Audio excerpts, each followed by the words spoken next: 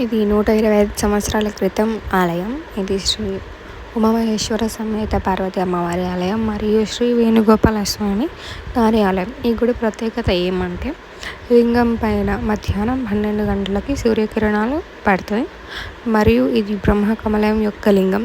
అంటే ఈ లింగం పైన 3 లైన్స్ ఇట్లా ఉంటాయి. అందులో ఇంకా ఇది 3 లింగం కింద 3 పాదమట్టాలు ఉంటాయి. మనం ఏ లింగం కానీ ఒక పాదమట్టమే ఉంటుంది, కానీ దీని స్పెషాలిటీ ఏమంటే 3 పాదమట్టాలు ఉంటాయి.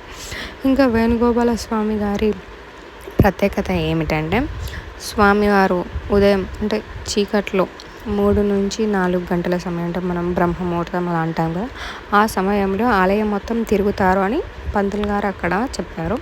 మనం ఉదయం 7 గంటలకు కానీ అలా వెళ్తే వాళ్ళు పూజ అని చేస్తారంట. ఆ పూజలో మనకు స్వామివారి కాలికి గుళ్ళో తిరిగినట్టు మనకి మన్ను కూడా ఉంటుందంట. ఆ మన్ను మనకి ఇస్తారు పూజారి గారు మనం సాయం 7 గంటలకు అలా వెళ్తే. అండ్ లింగం పైన సూర్యకిరణాన్ని నేను క్లిప్స్ కూడా యాడ్ చేశాను లాస్ట్లో, అండ్ గుడి అడ్రస్ కూడా నేను లాస్ట్లో యాడ్ చేశాను.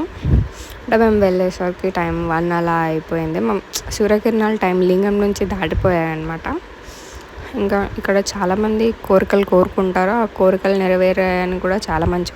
నేను పంతులు గారు చెప్పిన మాటలు కూడా ఆడియో క్లిప్స్ యాడ్ చేస్తాను. ఎక్కడ శివాలయం కింద కానీ మీకు ఇంత పెద్ద గర్భాలయం మీకు ఎక్కడ ఉండదు. ఏ శివాలయంలో స్వామి వారి విశేషం ఏంటంటే బ్రహ్మసూత్రం ఉంటుంది.